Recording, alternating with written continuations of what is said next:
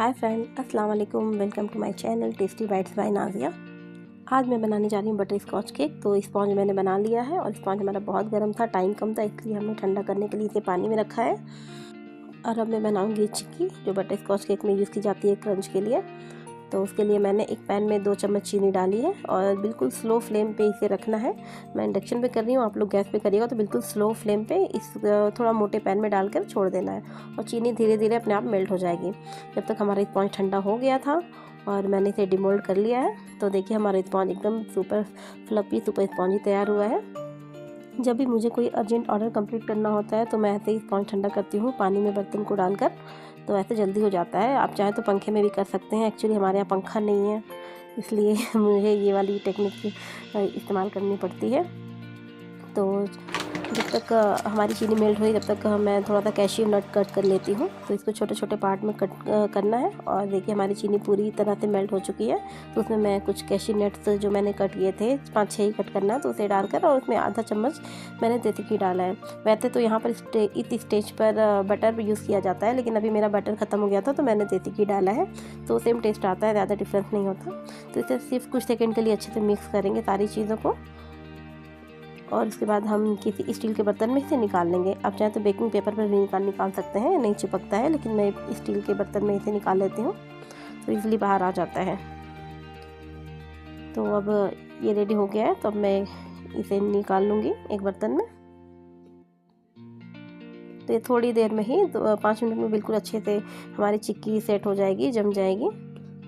तो थोड़ी जब तक ये ठंडी होती है इसे साइड रख देते हैं अच्छे से फैलाकर। तो मैं अपनी क्रीम को बीट कर लूँगी। क्रीम को बीट करने के लिए क्रीम बिल्कुल मेल्टेड फॉर्म में होनी चाहिए, इसमें आइस क्रिस्टल बिल्कुल नहीं होने चाहिए। तो मैंने क्रीम साइड में निकाल के रख लिया था, तो क्रीम अच्छे से मेल्ट हो गई थी और बिल्कुल ठंडी होना भी ज़रूरी है। तो हमारी क्रीम अच्छे से बीट हो चुकी है, बिल्कुल अच्छे से। इतनी ही ऐसे ही बीट की हुई क्रीम हमें चाहिए केक बनाने के लिए। तो मैंने जो क्रंच बनाया था उसे मैं अच्छे से कूट लूँगी। आप चाहें तो ग्राइंड भी कर सकते हैं मिक्सर जार में डाल के, लेकिन बहुत थोड़ी सी होती है तो अच्छे से नहीं हो पाती, इसलिए मैं इसे अच्छे से कूट कर ही इसे अच्छे से क्रंच बना लेती हूँ। तो अब मैं अपने स्पॉन्ज को कट करूँगी। तो स्पॉन्ज को कट करने के लिए हमेशा की तरह मैंने निशान लगाया, फिर थ्रेड की हेल्प से कट कर लिया। तो मेरा बीच वाला बिल्कुल बुरी तरह से टूट गया था इस बार, क्योंकि बहुत ज़्यादा ठंडा नहीं हो पाया था, हल्का सा गर्म ही था। और शायद मैंने मार्किंग भी सही नहीं की थी, इस वजह से भी बीच वाला ज़्यादा पतला रह गया था, इसलिए बहुत ज़्यादा बुरी तरह से टूट गया था। मुझे मैनेज करने में थोड़ी दिक्कत होगी। तो सबसे पहले मैंने सबसे ऊपर वाला जो पार्ट था उसे सबसे नीचे बेस में लगाया है, नहीं मतलब नीचे रखा है। तो अब उसकी आइसिंग कर रही हूँ मैं अच्छे से। उसे शुगर सिरप से सोक किया है मैंने। तो शुगर सिरप बनाने के लिए मैंने सिर्फ ठंडे पानी में बटर स्कॉच का क्रश मिलाया है। तो अब मैं इसके ऊपर एक लेयर क्रीम की लगाने के बाद एक लेयर क्रश की लगाऊंगी और मैंने जो क्रंच तैयार किया था चिक्की से बना के उसे डालूंगी। तो इसका फ्लेवर बहुत अच्छा आता है बटर स्कॉच केक में, और ये स्टेप बहुत ज़रूरी है। बटर स्कॉच की आइसक्रीम हो या केक हो, जब भी हम खाते हैं तो हल्का सा जो खाने के वक्त हल्का सा क्रंच आता है, तो वो इसी चिक्की की वजह से आता है। तो अब मैं अपनी जो टूटी वाली लेयर है उसे मैनेज कर रही हूँ। बहुत ज़्यादा ही पार्ट छोटे छोटे हो गए थे, बहुत बुरी तरह से टूट गया था आज का केक।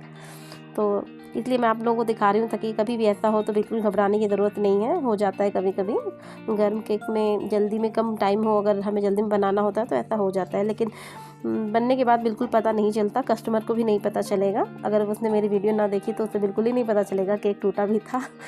तो अब हम इसे भी सोक कर लेंगे अच्छे से। तो सोक करने के बाद अब मैं इसमें क्रीम लगाऊंगी।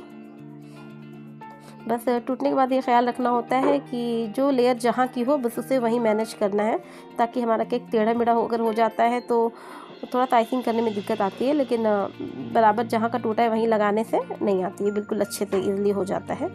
क्लिप लगाने के बाद वो अच्छे से चिपक जाएगा तो पता ही नहीं चलेगा कभी टूटा भी था केक। तो अक्सर ही टूट जाता है, गर्म केक को जब भी कटिंग करेंगे तो कभी कभी टूट जाता है, इसलिए मैं थ्रेड से करती हूँ, लेकिन आज पता नहीं क्यों थ्रेड से भी टूट गया। तो अब मैंने बटर स्कॉच का क्रश लगाया है। तो क्रश गाइस बहुत ज़्यादा भी नहीं लगाना है, नहीं तो हमारी लेयर्स फिसलने लग जाती हैं, लेकिन जाने में कभी कभी केक की लेयर्स फिसल जाती हैं, इसलिए थोड़ा हिसाब से ही लगाना है। क्रश भी हमें लगभग 2-2 चम्मच हर लेयर में लग जाता है।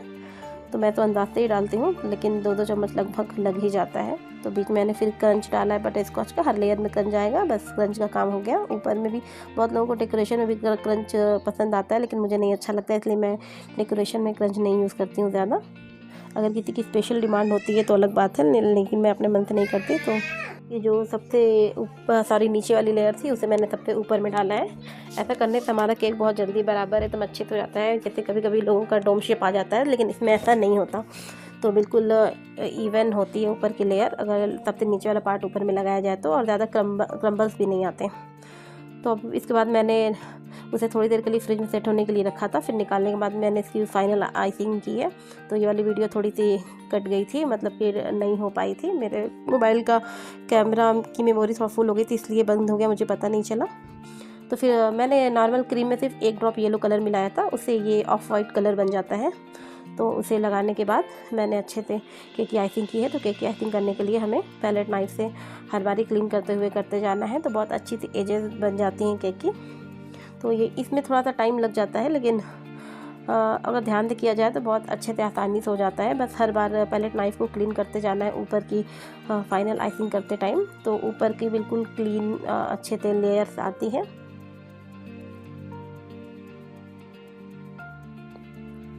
तो अभी मुझे थोड़ा सा अनइवन लग रहा था, तो मैंने साइड का भी फिर से स्क्रैपर किया है। स्क्रैप करने के बाद उसे फिर से ऊपर का क्लीन करेंगे। तो अब बिल्कुल अच्छे से क्लीन हो गया है। तो अब मैंने ये कॉम्ब लिया है, स्क्रैपर कॉम्ब वाला स्क्रैपर। तो इससे हल्के सा साइड में पैटर्न जैसा बन जाता है।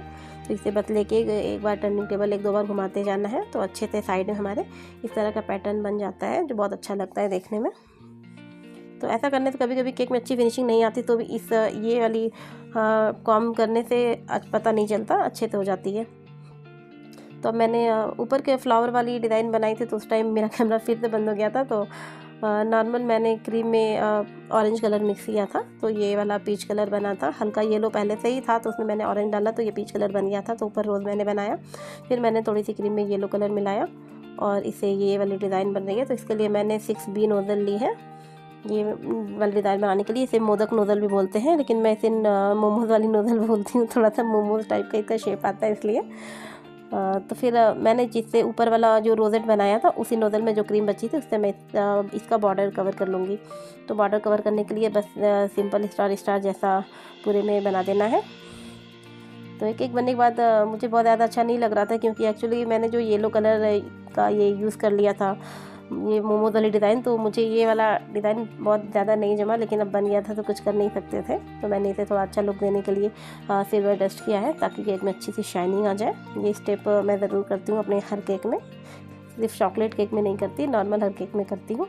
तो अब इसके बाद मुझे बहुत ज़्यादा नहीं अच्छा लगा, तो मैंने सोचा इस पर कुछ रेनबो स्प्रिंकल डाल देते हैं। तो रेनबो स्प्रिंकल डालने के बाद इसका लुक थोड़ा सा अच्छा लगने लगा मुझे। फाइनल लुक अच्छा ही लग रहा था, और कस्टमर को भी बहुत ज़्यादा पसंद आया था। मुझे तो बस यही टेंशन थी, मुझे नहीं अच्छा लग रहा है, पता नहीं कस्टमर को लगेगा कि नहीं लगेगा। लेकिन कस्टमर बहुत तारीफ़ कर रहे थे, केक बहुत अच्छा था, बहुत खूबसूरत था, और टेस्ट वाइज भी बहुत अच्छा था। तो बहुत अच्छा लगता है जब कस्टमर का रिव्यू अच्छा आता है। तो कैसा लगा आपको ये केक और आज की इस केक की डिज़ाइन ज़रूर बताइएगा कमेंट सेक्शन में। फिर मिलेंगे। अल्लाह हाफिज़, take care, thanks for watching.